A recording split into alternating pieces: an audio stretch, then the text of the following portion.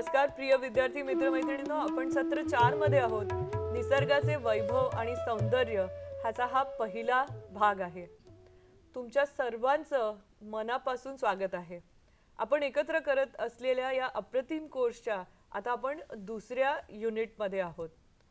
तुम्हाला माहिती आहे या मॉड्यूलचं नाव आहे सौंदर्य ज्ञान संक्रमण, ज्याला इंग्रजीमध्ये ब्युटी नॉलेज आणि ट्रान्झिशन असं म्हणतात.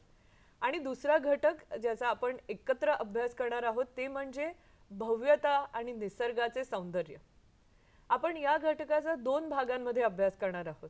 त्यामुळे पुढे जाण्यापूर्वी आपण आतापर्यंत जे काही शिकलो त्याचा एक छोटासा आढावा आपण आता घेणार आहोत. तुम्हाला आठवत असेल आपण पहिल्याच सत्रात चर्चा केली होती की सौंदर्याचा अर्थ काय आहे आणि मग सौंदर्याप्रती आकर्षण म्हणजे नक्की काय. कारण आपल्यापैकी बऱ्याच जणांसाठी ही एक नवीन संकल्पना आहे. त्यामुळे सौंदर्याप्रती आकर्षण आपण कसे वाढवू शकतो यावर सुद्धा आपण चर्चा केली.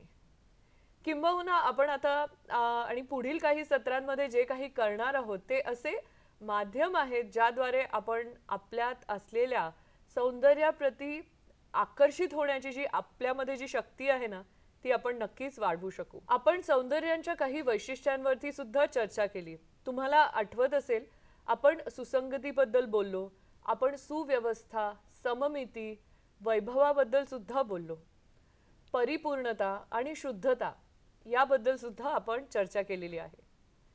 सौंदर्याची व्याख्या करणारी ही काही वैशिष्ट्ये आहेत.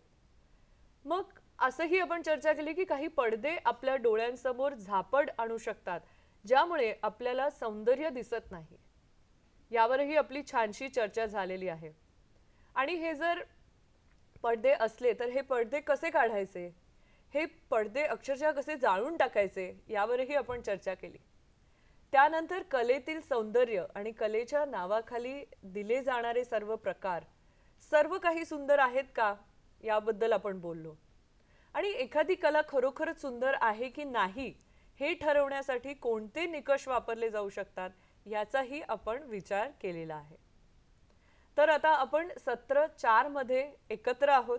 या सत्राशी संबंधित काही प्रश्नांवरती आपण पहिले विचार करणार आहोत. पहिला प्रश्न असा आहे की निसर्गाचे वैभव आणि सौंदर्य याचा तुमच्यासाठी याचा अर्थ काय होतो. दुसरा प्रश्न असा आहे की आपल्या बौद्धिक आणि नैतिक वाढीसाठी आपण निसर्गाच्या हे जे वैभव आहे आणि सौंदर्यातून काय शिकू शकतो. कारण आपल्याला माहित आहे की निसर्ग आपल्या सर्वांसाठी एक महान असा शिक्षक आहे. आणि तिसरा प्रश्न असा आहे की सामाजिक परिवर्तनाला हातभार लावण्यासाठी निसर्गाच्या वैभवातून आणि सौंदर्यातून आपण नक्की काय शिकू शकतो. त्यामुळे वैयक्तिक विकास साधणे आणि सामाजिक परिवर्तनास हातभार लावणे हा आपला दुहेरी हेतू आहे, ज्याबाबत आपण आपल्या आधीच्या म्हणजे पहिल्या मॉड्यूलमध्ये चर्चा केलेली आहे. मग निसर्गाच्या वैभवातून आणि सौंदर्यातून आपण असं काहीतरी शिकू शकतो का जे आपल्याला वैयक्तिक, बौद्धिक, नैतिक दृष्ट्या विकसित होण्यास आणि समाजाच्या प्रगतीस हातभार लावण्यासाठी मदत करणार आहे. तर मित्रमैत्रिणींनो, कदाचित आपल्याला असं वाटत असेल की आपण पूर्णपणे शहरांच्या मोठ्या मोठ्या वस्त्यांच्या, घरांच्या किंवा संस्थांच्या, आजूबाजूच्या यंत्रांच्या किंवा हे जे काही रस्ते आहेत, उपकरणांच्या अशा मानव निर्मित वातावरणात राहतो. तरी नैसर्गिक जग हा आपल्या जीवनातील वातावरणाचा एक मोठा भाग आहे हे आपण समजून घ्यायला पाहिजे. नैसर्गिक जग नेहमीच आपल्या आजूबाजूला असते. सौंदर्याचे कौतुक केल्याने, त्याची कदर केल्याने, त्याचा स्वीकार केल्याने आपल्याला जगाचा पुनर्वापर करण्यास मदत होते. नैसर्गिक जगातच आपण हवेत श्वास घेतो, पाणी पितो, सूर्याच्या प्रकाशाचा आणि उष्णतेचा सुद्धा आपण आनंद घेतो. नैसर्गिक साधन संपत्ती, अन्न पिकवतो आणि इतर असंख्य कधीही न संपणारे अनुभव आणि कृती आपण तिथे करत असतो. संध्याकाळी आपण आपल्या घरासमोर बसतो आणि आपल्या चेहऱ्याला स्पर्श करणारी मंद मंद वाऱ्याची झुळूक अनुभवतो, ज्यामुळे आपल्या शरीराला एक थंडावा, एक गारवा मिळतो. वारा फक्त सुंदर आहे आणि निसर्ग आपल्याला तो अक्षरशः मुक्तपणे बहाल करतो. वास्तविक निसर्ग सर्वांनाच मुक्तपणे देत असतो, मात्र निसर्गाच्या या देणगीची जाणीव सर्वांनाच नसल्याचं आपल्याला दिसून येतं. म्हणजे कधी कधी आकाश खूप निळं असतं, पांढरे चंदेरी ढग त्यामधून जात असतात, ते हळूहळू सरकतात. ढग कधीही सारखे नसतात, त्यांचा आकार सतत बदलत असतो. या गोष्टी निव्वळ सुंदर आहेत, त्याच्यामध्ये सौंदर्य आहे जे आपल्याला आपल्या आजूबाजूला सतत दिसत असतं. कधी कधी दाट ढगांनी आकाश भरून येतं, तर दूरवर कोसळणाऱ्या पावसाचा पडदा आपल्याला दिसतो, जणू काही अदृश्य हात जमिनीवर पाणी ओतून तिचे पोषण करत आहेत. हे दृश्य किती सुंदर आहे आणि आपल्याला पृथ्वीच्या सौंदर्याच्या अधिक जवळ असल्याचे जाणवते. गडगडाटी वादळानंतर हवा ताजी आणि थंड असते, पक्षी बाहेर येतात आणि जीवनाचा आनंद घेत अक्षरशः गात असतात. आझादीसर नेहमी म्हणतात, खास पाचगणीमध्ये शिट्टी वाजवणारे पक्षी आहेत जे इतक्या सुंदरपणे शिट्ट्या वाजवतात, जणू एखादा शाळकरी मुलगा शाळेत जाताना जशी मजेत गप्पा मारत जातोय आणि शिट्टी वाजवतोय, तसं आपण ते गीत गातो. ते म्हणतात, आम्ही आमच्या घराशेजारील थंड ओल्या गवतावर अनवाणी खेळतो. बेडूक आनंदाने ओरडतात. कीटकांची गुणगुण आणि ओरडणे देखील अधिक मोठ्याने होत आहे असं जाणवतं. आम्हाला खात्री आहे की ते सर्वजण आयुष्य किती सुंदर आहे याचं गीत गात असावेत. हे खरंच आहे. एका तीक्ष्ण दृष्टी असलेल्या निरीक्षकाने निसर्गाबद्दल अतिशय सुंदर वर्णन लिहिलेलं आहे, जे मी तुम्हाला सांगणार आहे. रात्री तारे उदयास येतात. काळ्या आकाशात हे लाखो लुकलुकणारे मोती दिसतात. विश्वाच्या वैभवाकडे टक लावून पाहणे किती भव्य आहे. यात काही शंका नाही की मी त्याचा फक्त एक छोटासा भाग आहे, परंतु माझ्या इंद्रियांद्वारे ते आत्मसात करण्यास मी सक्षम असल्यास ते आणखी विस्मयकारक बनते. रात्री अनेकदा चंद्र दिसतो. कधी कधी तो गोल तर इतर वेळी चंद्रकोरीच्या आकाराचा असतो. तरी सुद्धा त्याची उपस्थिती अंतराळातील दूरवरच्या तारांच्या पार्श्वभूमीच्या सौंदर्यात भर घालत असते. अनेक विलक्षणीय गोष्टी आहेत. माझ्या घराला लागून असलेली बाग म्हणजे निसर्गाचे अक्षरशः वरदान आहे. लहान मधमाशा, फुलपाखरे आणि इतर कीटक अन्नाच्या शोधात फुलांभोवती भिरभिरत असतात. रंग आणि रंगछटांच्या प्रत्येक संभाव्य संयोजनासह फुले स्वतःच चमकदार रंगांनी उजळलेली असतात. माझे डोळे या अफाट कृतींच्या दृश्यांचा आनंद घेतात आणि मी पुन्हा निसर्गाच्या असंख्य आश्चर्याचे सौंदर्य पाहतच राहते.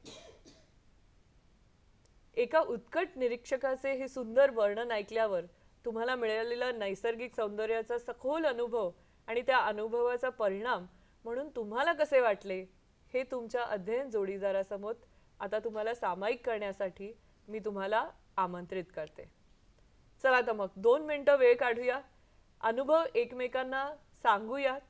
तुम्हाला मिळालेला नैसर्गिक सौंदर्याचा सखोल अनुभव आणि त्या अनुभवाचा परिणाम म्हणून तुम्हाला कसे वाटले हे तुम्हाला तुमच्या अध्ययन जोडीदाराशी सामायिक करायचे आहे.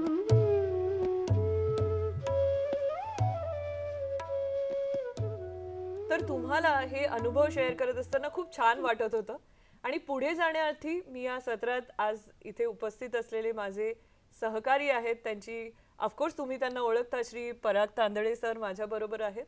तर मी तुम्हाला आता प्रश्न हा विचारणार आहे की तुम्ही तुमचे अनुभव आम्हाला सगळ्यांना सांगणार का? होय, नक्कीच मॅडम, धन्यवाद. एकदा एका रात्री उशिरा मी मोठ्या खिडकीजवळ उभा राहिलो. दूरवर तळे आणि दरी दिसत होती. खाली दरीतील घरे आणि रस्ते ज्या दिव्यांनी उजळून टाकलेले होते त्या मिनमिनत्या दिव्यांकडे मी थोडंसं टक लावून बघत होतो. जणू काही दरीच्या विशालतेत विखुरलेले चमकदार तारे आणि हिरे आणि पाचू होते. अचानक वीज गेल्याने माझा आनंद थोडासा हिरावला गेला. संपूर्ण दरी माझ्या सभोवतालची प्रत्येक गोष्ट अगदी गडद अंधारामध्ये बुडालेली होती. क्षणार्धात ते सुंदर दृश्य अंधाराने हिसकावून घेतल्यासारखं गायब झालेलं होतं. मी थोडासा निराश झालो आणि शून्याकडे बघत राहिलो. आजूबाजूला फक्त आणि फक्त अंधार होता. फक्त काही मिनिटातच मी निसर्गाचा अप्रतिम देखावा बघितला. हजारो लाखो अगदी लहान लहान चमकणारे दिवे दरीकडे दुर्लक्ष करून उभ्या असलेल्या झाडे आणि झुडपे यांना प्रकाशित करत होते. या दृश्याने माझे हृदय विलक्षण आश्चर्य आणि आनंदाने भरले होते. त्यात चमकणारे जे काजवे होते आणि एक सुनियोजित वाद्यवृंद असावा तसे ते दिसत होते.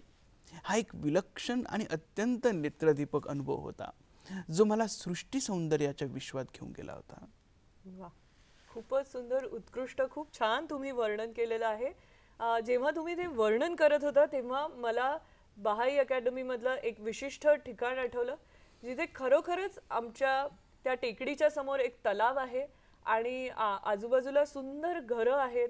तलावात ते जे दिवे आहेत ते प्रतिबिंबित होतात आणि जेव्हा प्रकाश जातो म्हणजे जेव्हा आजूबाजूला प्रकाश नसतो तेव्हा ते काजवे इतके सुंदर दिसतात. तर खरंच हा एक अप्रतिम अनुभव आहे आणि तुम्ही तुमचा पण अनुभव सांगितल्याबद्दल तुमचे मनपूर्वक मी आभार मानते.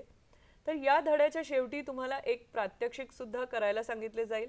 मी ते पुन्हा सांगेन, पण आता तुम्ही जिथे आहात त्या जगात निसर्गाचे वैभव आणि सौंदर्याविषयी काही परिच्छेद तुम्ही लिहायचे आहे. पराग सरांनी आता त्यांच्या जगातला म्हणजे ते जिथे राहतात त्याच्या आजूबाजूच्या परिसरातला एक अनुभव सांगितला.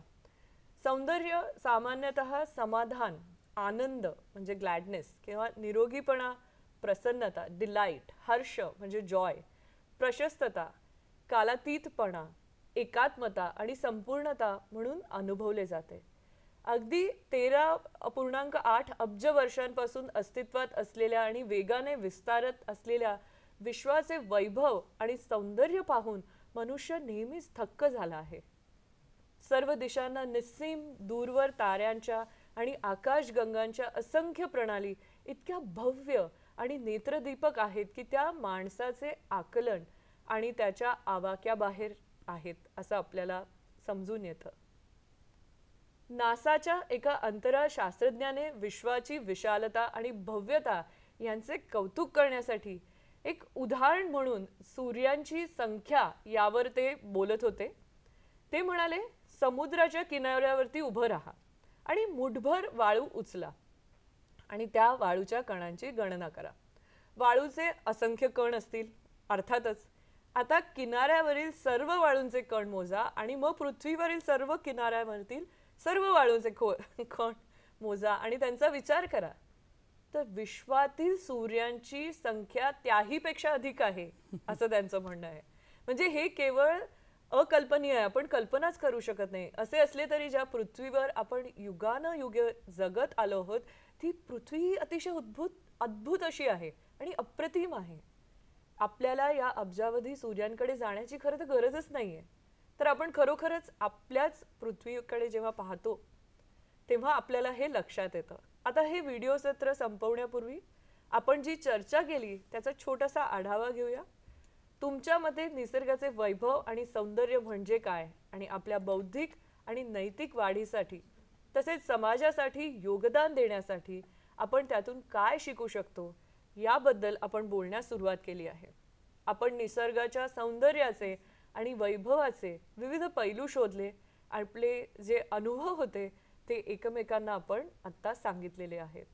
हा जो पहिला भाग आहे तो इथे संपलेला आहे. ही जी खूप सुंदर चर्चा आपली चाललेली आहे ती आपण दुसऱ्या भागामध्ये सुरू ठेवणार आहोत. हा भाग इथे संपलेला आहे. धन्यवाद.